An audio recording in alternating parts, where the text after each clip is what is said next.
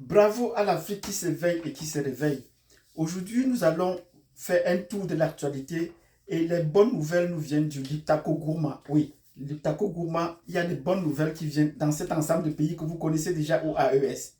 Bravo. Mais nous allons également parler de l'actualité géopolitique en Afrique centrale. Les choses bougent, nous n'allons pas ignorer ce côté de l'Afrique. Oui. Donc, si vous êtes intéressé d'en savoir davantage, des bonnes nouvelles qui nous viennent du Liptako Gourma, mettez-nous des pouces. Abonnez-vous si vous n'êtes pas encore abonné. Cliquez sur la cloche de notification pour voir les prochaines et les précédentes vidéos. Et surtout, laissez-nous un commentaire. Et nous allons également parler de l'actualité en Afrique centrale. Merci. Si vous venez donc de faire ce que je vous ai demandé, c'est-à-dire nous mettre des pouces, vous abonner si vous n'êtes pas encore, et surtout nous préparer un commentaire, nous entrons dans le vif du sujet. Nous disons bravo au Liptako Gourma. Bravo. Le Liptako Gourma, vous savez, est également ce qu'on pourrait appeler l'Alliance des États du Sahel, AES. Et ça regroupe 3 pays. Il faudrait qu'on en reparle, qu'on revive, que cette alliance existe effectivement et a déjà pris corps et est en action. Oui, dans ces pays, nous allons passer par le cas du Mali. Au Mali, nous disons bravo. Le pays avance et ne se laisse pas distraire par les jérémiades de la France. La France par-ci, par-là, promesse-ci, promesse-là. Mais ça n'aboutit pas pour le cas du Mali. On fait notre chemin. Je vous ai annoncé la semaine dernière que l'armée malienne était entrée avait fait son entrée à Kidal. Et nous avons dit bravo. Mais ce n'était pas peut-être encore entièrement effectif. Mais le contrôle entier de Kidal, c'est dans quelques jours. Et ils ont dans ce cas le soutien de la Russie. Le ministre russe, cette semaine, Assimi Goïta a parlé avec le ministre des Affaires de la Défense russe. Nous leur disons bravo. La France ne va plus venir nous dire ou apprendre, dire comme si c'était une information que nous sommes au chevet, que les Russes sont à nos chevets, comme on disait pour la République centrafricaine. Oui, les Russes sont au chevet de l'AES. Nous leur disons bravo. Et c'est pour ça que l'entrée en Kidal fait déjà peur. On voit déjà les groupes terroristes commencer à demander des négociations, demander les arrêts des armes. On leur dit non, il faut donc attendre qu'on prenne d'abord le contrôle et on va négocier après. Donc nous disons bravo au peuple qui avance. Et ainsi que les sorties du Premier ministre Choguel Maga pour expliquer l'enjeu de la transition. Mais comme tout cela ne peut pas aller de façon concomitante avec le point de vue de tout le peuple, l'imam Diko a dit qu'il va marcher contre la transition. Oui, il y a toujours une voix discordante par-ci, par-là. Il n'est pas d'accord pour la transition. On va le laisser marcher pour la transition. Donc, nous disons bravo au peuple malien qui continue à prendre toutes les mesures pour sa souveraineté. Et cette semaine, il y a eu une erreur administrative ou une faute préparée. Vous savez que nous avons dit bravo quand quand le Mali, Bamako a décidé de renvoyer les avions de Air France. Parce que Air France avait voulu entrer dans la politique et a voulu appliquer les sanctions politiques qu'on avait infligées à ces pays, au Mali, au Burkina et au Niger, et a décidé de suspendre ses vols. Le Mali a pris d'abord les premières mesures, a dit si vous suspendez les vols pour revenir, il faut remplir certaines conditions. Et la France a trouvé les moyens de corrompre, comme ils disent souvent, qu'ils vont, pour nous intimider, qu'ils vont prendre des moyens clandestins pour nous déstabiliser. Ils ont trouvé donc un moyen d'aller corrompre peut-être des gens pour leur faire l'aviation civile, pour leur faire atterrir à Bamako. Et sans attendre, ils ont annoncé mardi qu'ils allaient commencer à reprendre leur vol sur Bamako. Ça, c'est pour tromper les voyageurs qui peut-être allaient chercher des billets. Parce que les billets de Bamako pour Paris doivent attendre. S'ils ont fait écouler des billets, c'est une faute encore plus grave là-bas. Mais sans attendre, le gouvernement du Mali a dit non. Vous ne pouvez pas atterrir parce que vous ne remplissez pas les conditions.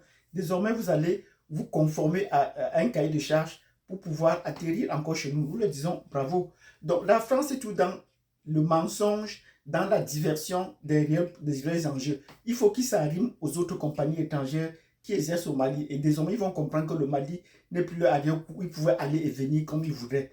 Mais on peut bien porter plainte à Air France pour s'être immiscé dans les affaires politiques et pour ses manquements au devoir.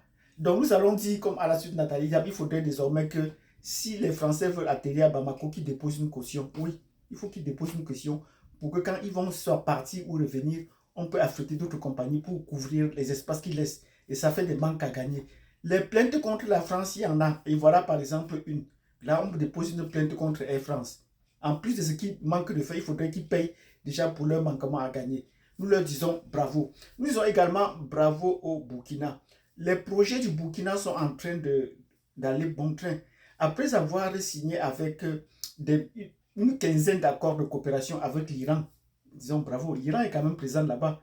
L'Iran va également construire une raffinerie de pétrole pour résoudre ces problèmes-là. À côté du fait qu'ils avaient déjà initié de construire une usine, un barrage, une usine nucléaire pour l'énergie nucléaire, mais qu'ils ont préféré maintenant déporter cela au Niger parce que là, il y a les ressources sur place. Donc, le Burkina est en train de relancer son économie et sa vie familiale pour devenir autosuffisant en production alimentaire. Nous leur disons bravo. Et les choses sont en train d'aller bon train. L'année a ses pluies et il y a les cultures qu'on peut faire toute l'année en Afrique. Nous leur disons bravo pour cela parce que le Burkina est en train de revivre et en train de retrouver ses chemins. Les questions, les questions politiques sont reléguées au second plan et plein de gens sont encore là dans la liste pour vouloir aller combattre le terrorisme. Oui, nous leur disons bravo. Bravo au Burkina. Voilà les nouvelles pour les Burkina. Quant au Niger, la situation continue peut-être là-bas à s'envenimer avec les organisations internationales. S'ils pensent qu'ils sont différents, les autorités du Niamey ont décidé cette semaine également de renvoyer le représentant des Nations Unies, la représentante des Nations Unies à Niamey. On a prévu de la renvoyer. Elle avait 72 heures pour quitter. Le secrétaire général a dû réagir, mais sa réaction reste lettre morte puisqu'on sait ce qu'ils vont dire. Ils nous disent toujours qu'ils ne peuvent pas, que ça va les empêcher d'accomplir leur mission. Quelle mission est-ce que les Nations Unies ont déjà accompli effectivement? Ils n'ont jamais accompli de mission en Afrique. Ils proposent toutes des choses qu'ils n'accomplissent jamais. Nous disons donc bravo à tous ces nouveaux pays souverains et nous leur disons à l'avant, bravo au peuple. Il faudrait que le peuple pense toujours à organiser un boycott général des produits français. C'est la seule façon de les empêcher de puiser notre argent pour nous frapper, pour nous détruire. Désabonnez-vous de RFI, boycottez les produits français. Sur ce, si vous êtes d'accord avec ce que j'ai dit, vous nous mettez des pouces. Abonnez-vous si vous n'êtes pas encore abonné. Cliquez sur la cloche de notification. Et nous passons au dernier sujet qui était l'actualité géopolitique en Afrique centrale. Oui, désormais, je ne veux pas manquer de faire un point sur l'actualité géopolitique en Afrique centrale. Et cette semaine, c'est marqué encore par le Gabon. Disons bravo au Gabon. Le président Oligui est en train de poursuivre sa croisade internationale, si nous pouvons appeler ça comme ça, pour que le Gabon ne cesse d'être un département français où toutes leurs relations sont tournées essentiellement vers la France. Après avoir visité le Congo-Brazzaville, le président du Gabon, le nouveau président du Gabon, est en visite depuis hier à l'autre Congo. Il a traversé les rives et à Congo-Kinshasa. Nous lui disons bravo. Où il a rencontré le président Tshisekedi. Oui, c'est important que le Gabon renoue ses liens avec les pays voisins. Nous partageons ensemble le même destin avec l'occupation du bassin du Congo, dont les questions de forêt ou de bois également nous préoccupent. Le Gabon pourrait être un pion essentiel, un axe essentiel dans ces domaines, en dehors du pétrole. Donc c'est une ressource qu'on pourrait s'organiser pour contrôler. Nous disons bravo au président Oligui qui de plus en plus crée des relations avec, renoue les relations avec les pays de la CEAC.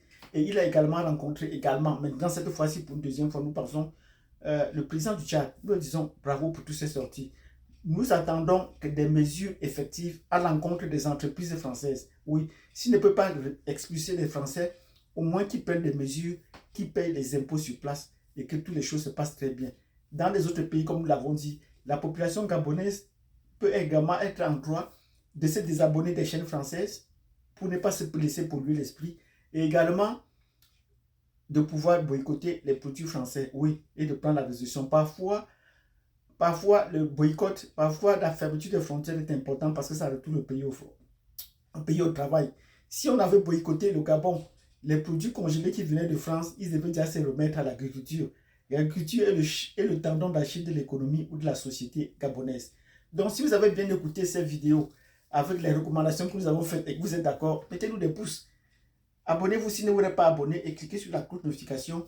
Mais si vous n'êtes pas, s'il y a un point sur lequel je n'ai pas à parler ou que vous souhaiteriez qu'on en reparle, mettez donc un commentaire et je vais répondre à vos commentaires, soit dans une vidéo complète, soit nous allons, je vais répondre immédiatement sur le site, soit dans une autre vidéo complète. Merci et je vous souhaite bonne journée.